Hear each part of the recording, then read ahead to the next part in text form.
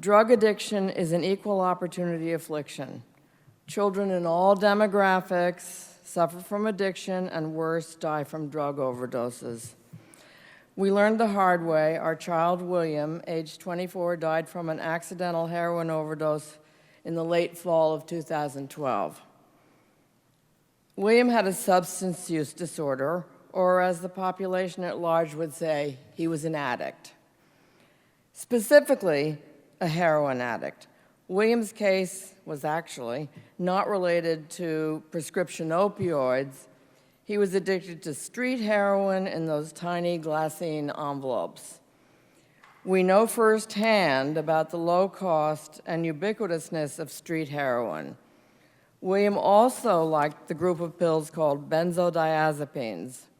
His preferred benzos included Klonopin, Xanax, Valium, also ubiquitous on the street. William was self-medicating with downers. We can add alcohol and marijuana. He had polysubstance dependence. I have spent a huge amount of time blaming myself or my husband and me together for failing our son. Knowledgeable people remind me repeatedly that it is the system that failed us, and more so that failed William. I sometimes wonder if we had been more informed about addiction/substance use disorder, could we have prevented William's death? It's scary that the answer might be no. Some of the systemic failures we experience, speaking of the system, are bullet, insurance companies having to get pre-approval or prior authorization from insurance companies for substance use treatment, having insurance company functionaries deciding the fate of our children. His insurance company denied William inpatient detoxification 4 days before his final overdose. I'm sure it never occurred to him that help would be refused when he asked for it, because believe me, a lot of these addicts don't want help. They want it. Also, just 2 hours after that insurance denial, William overdosed in a Starbucks. We know from his cell phone records that he called his dealer. I know now that if an addict seeks help, that help has to be given right then. Substance users do not like to be parted from their drug or drugs. Their brains have been hijacked. We share the word. Their brains have been hijacked by their substance. They are ill. When an addict seeks help, he needs that help immediately. I mean immediately. Right now. Help for an addict is always a race against the clock. Addiction can be, I would say is, a fatal disease. Emergency rooms, bullet number 2. Emergency rooms. Next in our personal list of failed systems are emergency rooms in hospitals. Their approach to addicts was, by and large, ill-informed, judgmental, and impatient. Catch and release, stabilize and send them on their way, a revolving door. To wit, our son had at least 15 overdoses in 2012 and 19 emergency transports to hospitals. 6 hours before William requested and was denied inpatient detox by his insurer, just 6 hours before, he had been released from an emergency room at a different hospital. In records I obtained, that ER attending doctor, I really have to say that these attendings, I have a problem with them. In records I obtained, that ER attending doctor wrote, quote, "I do believe patient is at risk of overdosing on heroin. However, he does not meet criteria for involuntary psychiatric hospitalization and rather should pursue inpatient rehab, which he is refusing. Discharged from ER, Axis 1, opioid dependence." This doctor called it correctly, but sent him out. There is something wrong when the medical world separates mental health and substance use disorders. It's been said here today. In these ERs, we as parents had to beg for psychiatric consults. If we got one, it was always, well, he's not psychotic. Doctors were satisfied if William made the promises that they wanted to hear. Oh, he was really good at that. It's the lying thing. These many doctors knew nothing about addiction, as addicts lie all the time. Lying is one of the symptoms. William knew what to say to get out the door. Next bullet. The treatment of addicts at those addiction places. How people who suffer from addiction are treated is a huge issue for me. My impression is that anybody can put up a sign, and there seem to be few or no regulations or licensing requirements for many treatment facilities. I don't have the facts on that, but that's what I think. I know there are good places and bad places, but my impression and experience with our son is that there is a lot of room for making it up and making money. Last bullet, the HIPAA law, Health Insurance Portability and Accountability Act of 1996.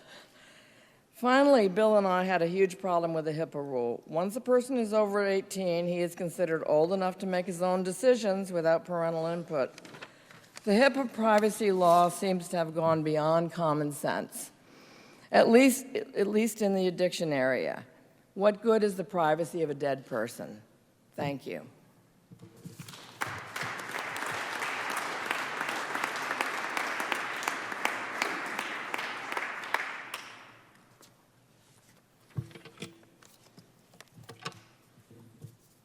That's my girl.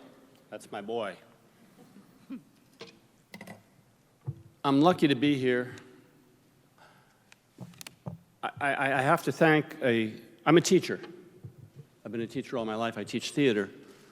And one of my former students, Caleb Gibson, is over there. Caleb is an aide to Senator Whitehouse, and he's been very helpful and very supportive in helping us get here today. So, Caleb, thank you. I'm also here. There are heroes of mine here. I mean, since William became an addict, we've had to learn a lot.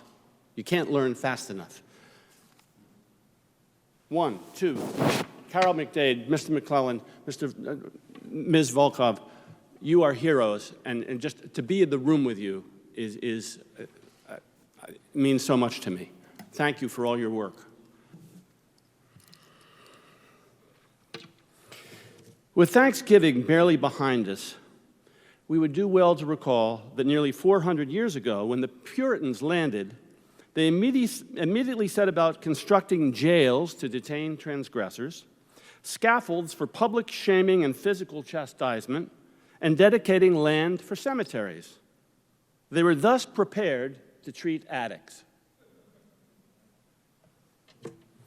Offenders could be marked or branded with a B for a blasphemer, D for drunk, branded.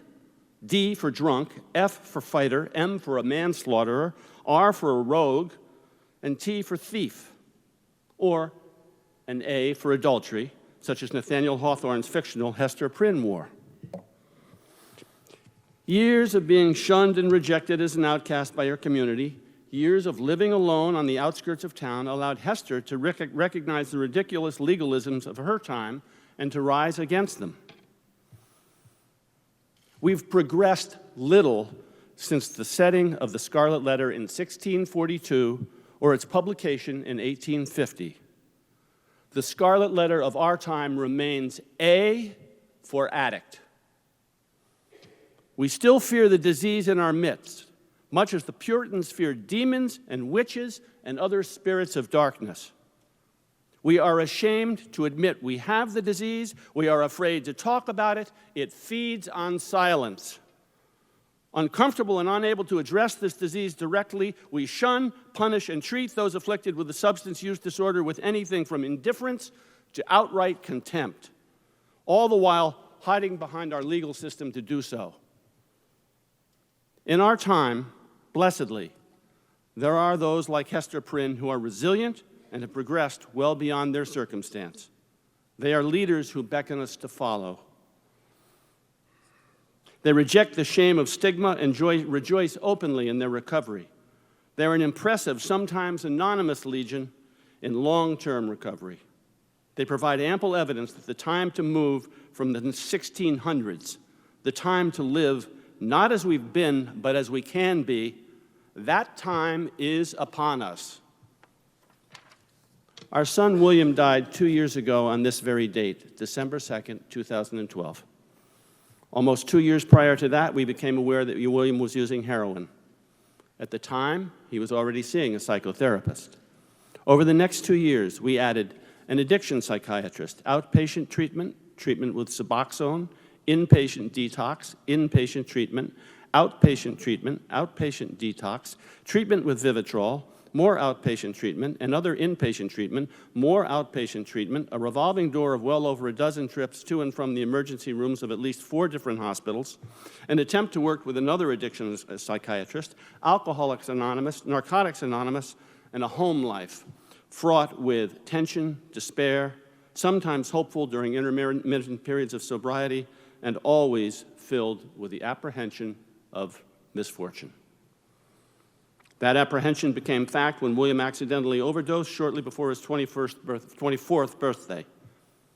6 weeks of comatose and/or heavily medicated hospitalization followed before the ultimate realization that William was consigned to a persistent vegetative state. Since William's death, Margot and I have been introduced to many brave parents who have lost their children to addiction. Parents whose lives, like ours, are filled with collateral consequences. One parent posted recently, "Addiction isn't a spectator sport. Eventually, the whole family gets to play." This was and is certainly true for our family, even as we've played a man down for the last 2 years. As everyone here knows, addiction consumes communities, cities, entire counties, and states. It is a deadly sport that may well deserve the title of our unspoken national pastime.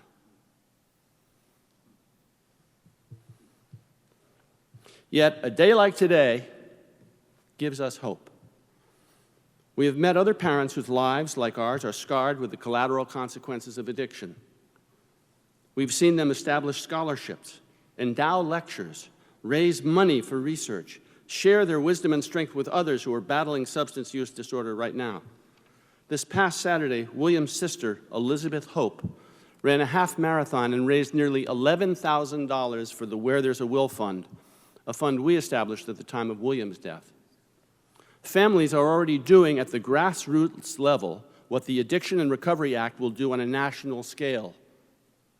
You've already heard this, but urgency is in the air. I'm reminded of a lyric from 1776, the musical. When John Adams is talking about Congress, he says, "We diddle, twiddle, and resolve, and not one damn thing do we solve." It's time to solve. Last March, I spoke at an organizational meeting of a group in New Jersey, now known as the Community in Crisis. After a meeting, I chatted briefly with the local police chief, Brian Bobowitz. In June, at the first public meeting of Community in Crisis with several hundred people in attendance, Chief Bobowitz was generous in saying he'd learned something from me. He'd learned that substance use disorder is a disease. He still has to arrest people, but now he and his department also provide people with a pamphlet giving them advice on treatment options, legal resources, drug court, family assistance, and more. They are now trained to administer Narcan. His compassionate work is a model to be emulated. We made the agonizing decision to remove William from life support and contacted the New York Organ Donor Network. Our admiration for their dedication, compassion, and professionalism knows no bounds. The night before the organ harvesting was scheduled, 2 uniformed New York Police Department officers showed up at Will's bedside, Brian and Edwin. Beat officers who knew and liked William, who cared for him and helped him out, who wanted to see him one last time. I rode home that night in their squad car.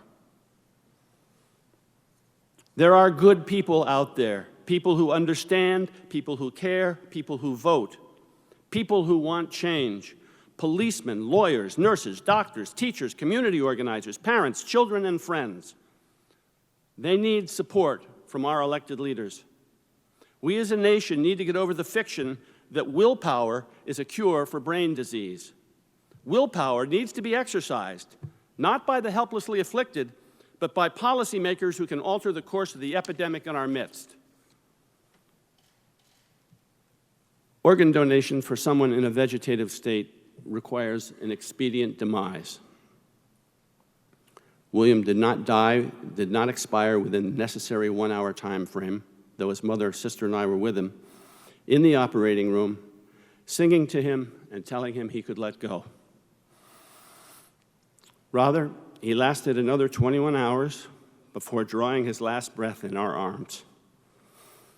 Determined that his death not be in vain, his mother, sister, and I made a gift of his body, an anatomical donation to the College of Physicians and Surgeons at Columbia University.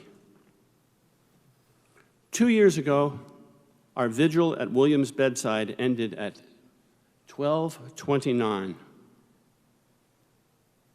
At 12:29 today, please take a moment to think of William.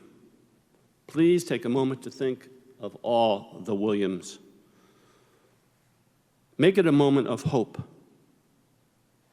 For his sister named Elizabeth Hope, for his niece named Josephine Hope, for our family, a new vigil begins as we await the passage of the Comprehensive Addiction and Recovery Act of 2014. Thank you.